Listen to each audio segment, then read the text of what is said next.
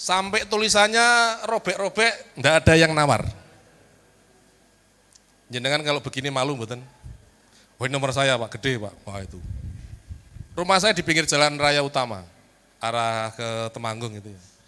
Ini di Weleri posisinya. Sebelahnya kuburan Pak. Jadi agar trono, wah mati gitu ya. Ini Pak, ini kan pinggir jalan raya. Rumahnya ada 2, ditulisi semua Pak. Kadang kita tuh malu Pak di situ. Tapi kalau sudah paham kan tadi dosa riba, ancaman riba, wis rasa nganggu mikir, langsung gas. Langsung ditulisi begini aja enggak laku Pak. Apalagi yang tidak ditulisi. Tapi ada jamaah kita yang ada di Grobogan Pak, keren itu Pak. Seorang ibu-ibu pengen jual rumah, tadi sudah sampai Tos Agus belum? Belum ya? Pengen jual rumah hanya hitungan jam, karena ditagih sama kolektor, nanti saya akan bayar setelah Jumatan. Nagihnya sekitar jam 10 pagi. Rumahnya ikhtiar mau dijual, beliau tidak punya HP Android karena dia orang sepuh, tidak punya sosmed, tidak punya tetangga. Karena dia sudah pengen bersungguh-sungguh berhijrah, Allah datangkan pembeli Pak, datang. Yang Kodarwo sampai ke gangnya itu, gangnya buntu Pak di situ. Dibeli sama orang itu. Dengan harga yang juga lumayan bagus. Itu enggak ada hitungan jam. Dan luar biasanya lagi sertifikatnya dibawa pulang, rumahnya wis panggonano begitu. Masya Allah nih Pak. Kan luar biasa. Ya kita kan sama-sama enggak punya milikin barang itu, karena apa? Sertifikat sekolah neng bank yo kita enggak pegang, ini dibeli sama orang yang enggak pegang, tapi kita bisa nempatin di situ kan. Ini hanya hitungan jam Pak, selesai. Karena beliau sungguh-sungguh. Orang iklan Facebook, orang iklan sosmed, enggak. Karena dia sangat bersungguh-sungguh, rumahnya laku Pak. Itu hitungan jam. Padahal kita mau jual harga murah saja itu belum tentu laku Pak. Duneke bangkrut Pak ini Pak pasti. Wah si A bangkrut. Usahanya murat marit. Sebenarnya sih bukan itu masalahnya. Karena kepingin kita ini hanya bersandar pada Allah. Pengen dang lunas gitu loh. Saking-sakingnya gitu. Tapi ya Allah gak ijabah ternyata. Wah itu. Sampai tulisannya udah suwir-suwir ya ora payu. 4 tahun Pak, alhamdulillah Pak. Saya ada amanah sekitar 2M, 4 tahun alhamdulillah dikasih kesempatan lunas. Tadi sertifikatnya ada semua. Dan bayarnya hanya pokoknya saja Pak. Dan dicicil, wah ini keren. Wes bayar pokoknya kok bisa dicicil, bisa enggak? Bisa. Kalau Allah sudah ikut campur urusan jenengan apa sih yang enggak bisa? Urusan yang mumet, yang kayak jenengan enggak bisa mampu, kecil kalau di mata Allah ini. Enggak ada yang enggak bisa. Mudah bagi Allah. Quran surat An-Nisa ayat 100 Pak ini. Wah ini tawaran yang menggiurkan sebenarnya.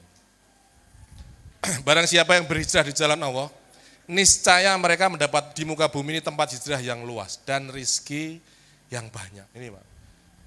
Nah kita ini kan biasanya butuh rizki Pak. Itu, Pak. Untuk menyelesaikan amanah ini kan butuhnya rizki. Butuh duit kan begitu. Ini tawaran dari Allah nih Pak. Bukan dari pegawai bank loh ini. Ini Allah yang memberikan tawaran.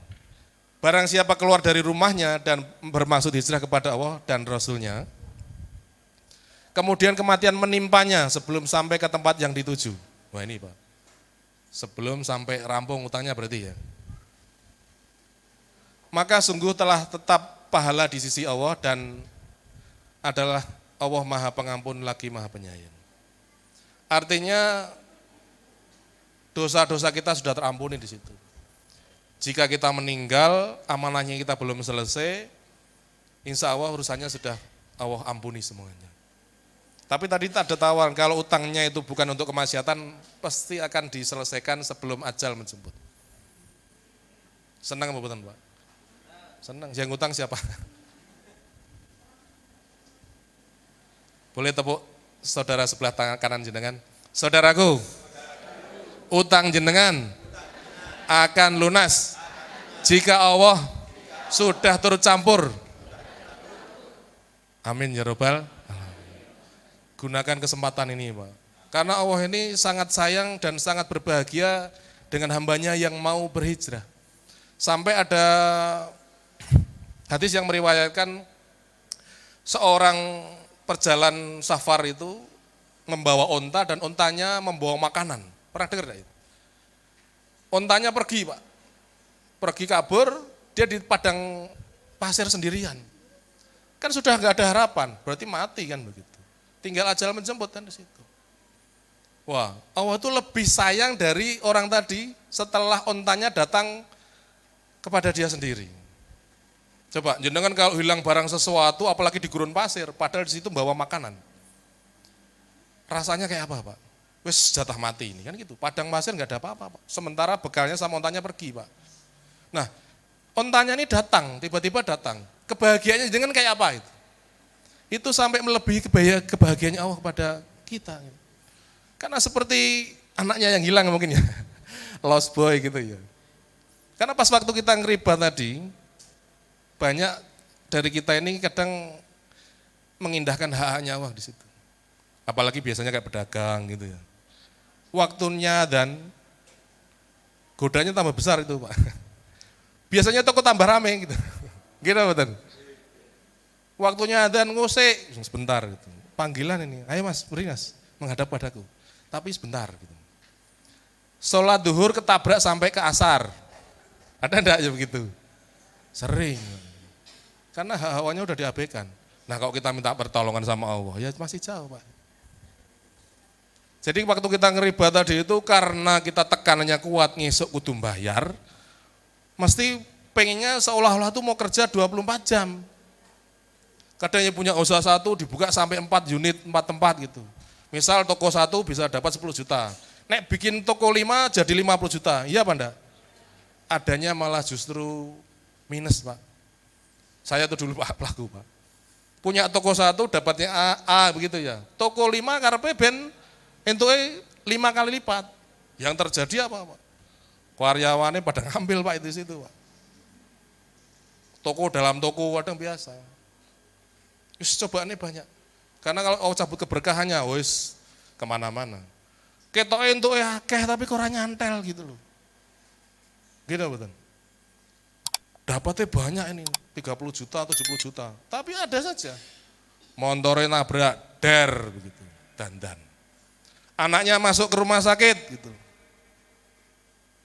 Keluar uang. Saya dulu mengalami Pak situ. Waktu saya hijrah itu cobanya juga luar biasa. Saya masih punya prudensial asuransi ya, sama BPJS waktu itu. Pas waktu mau ditutup anaknya sakit Pak. Waduh lagi piye iki. Orang mau hijrah itu cobaannya masih berat Pak. Wah di pondok diambil masuk rumah sakit. Sementara lagi ngurus belum keluar-keluar, BPJS nggak bisa keluar. Biasanya kalau kita mau keluar dari kondisi itu dipersulit Pak. Mungkin nasabah metu, kan orang itu profit ya gitu. Lah setelah itu anaknya keluar sembuh gitu ya, masuk pondok lagi. Nggak berselang lama, seminggu masuk rumah sakit lagi Pak, dengan sakit yang sama. Wah ini tambah berat ini, ini berarti butuh BPJS atau asuransi kan gitu. Walau kita masih bersandar sama BPJS asuransi, wah bahaya. Mengesampingkan wah di situ kan gitu. Wah terus setelah selesai, keluar adiknya masuk rumah sakit lagi Pak itu. Waduh ini piye gitu. Padahal ini butuh biaya besar.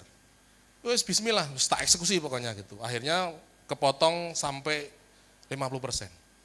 Harusnya dapat 180 juta, hanya dapatnya 90 juta. Wes serapopo gorene daripada aku nantang perang. Kadang kita masih merasa eman. Ternyata setelah uangnya keluar, anaknya masuk rumah sakit lagi Pak. Waduh, kok perlu rumah sakit? Karena sudah gak punya asuransi, ayo Mas, kita berdoa. Minta sama Allah. Karena sudah gak punya asuransi lagi. Gak punya BPJS lagi. Nah ini haknya Allah disampaikan. Apa yang terjadi? Alhamdulillah sampai hari ini anaknya tidak pernah sakit. Dan keluarga kita pasti akan nanti dihindarkan dari semua permasalahan. Karena apa? Yang masuk ke dalam suapan mulut anak dan istri kita itu barang yang halal dan thayyib. Gitu betul. Kalau contoh ini tumbuhan ini dikasih barang yang gak baik, tumbuhannya akan layu pasti. Menguning dan akan mati. Tapi kalau anak istri kita dikasih makanan yang halal dan thayyib, Masya Allah, tumbuhnya luar biasa. Istrinya soleh gitu ya, nurut apa yang dikatakan suami, anak-anak jadi penurut. Karena apa? Yang masuk dalam suapan mulut mereka ini dan hal-hal yang thayyib gitu, yang baik kan gitu.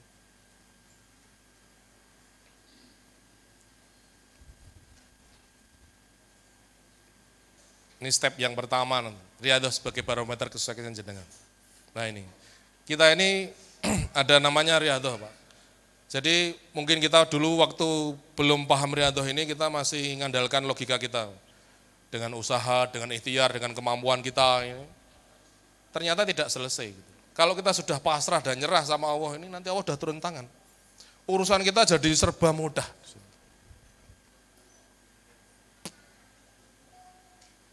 Sholat tobat gitu ya. Karena kita bermaksiat kepada Allah ya kita lakukan sholat tobat. Perbanyak zikir. Baca Al-Quran. Biasanya kita sehari baca Al-Quran berapa kali? Pas waktu ngeriba. Atau tidak sempat. Karena terlalu mikir setoran gitu. Gitu ya? Nah di tim kami ini memang mungkin berbeda dengan yang lain. Solusinya hanya bersandar kepada Allah saja, bukan kepada makhluk. Kalau kita masih hanya menyandarkan makhluk, wah masih jauh Pak. Nanti Allahnya cemburu. Kudune datang ke Allah malah masih mencari pertolongan kayak tadi. Apalagi terjerumus ke dalam kesirikan tadi. Ada dosa syirik malahan tambah bonus-bonus.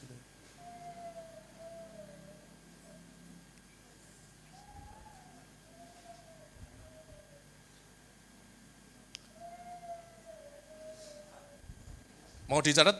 Oh, boleh dicatat, boleh. Perbanyak waktu untuk selalu dekat dengan Al-Quran, baca minimal 1 juz. Maksudnya biar kita ini selalu membaca Al-Quran. Padahal baca 1 huruf aja dapat pahala ya Pak. Kalau baca 1 juz dapat pahalanya berapa? Banyak gitu ya. Salat qobliyah, subuh gitu. Biasanya salat subuhnya jam berapa nih Pak? Jam 5, oh setengah 5, 4:25 Pak ya. Nggih. Nek di sini dingin kok ya. Kira-kira kalau sholat subuh mandi dulu belum? Mandi? Wah keren. Padahal daerahnya dingin. Nah, datang kepada Allah ini dengan kondisi yang terbaik kan begitu. Tidak bangun tidur masih kucek gitu ya, langsung datang kepada Allah. Nanti akan menjadi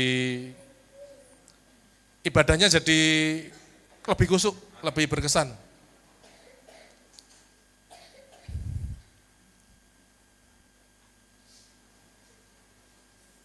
Nah, sholat 5 waktunya kadang kalau kita masih ngeriba tadi, masih sering-sering bolong, atau kadang malah bahkan melupakan, lewat. Wah, wes kelewat atau wes pora kan gitu. Wah, repot itu. Ya mau minta pertolongan sama siapa?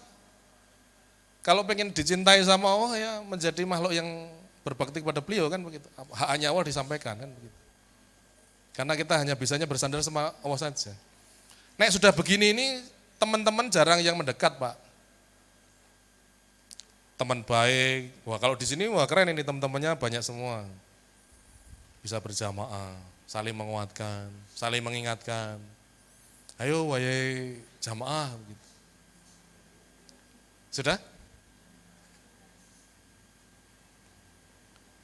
Sabar. Wah ini. Sabar ini tapi yo ketoknya tulisannya gampang gitu ya. Ya pertolongan itu hanya dengan sabar dan sholat kan begitu.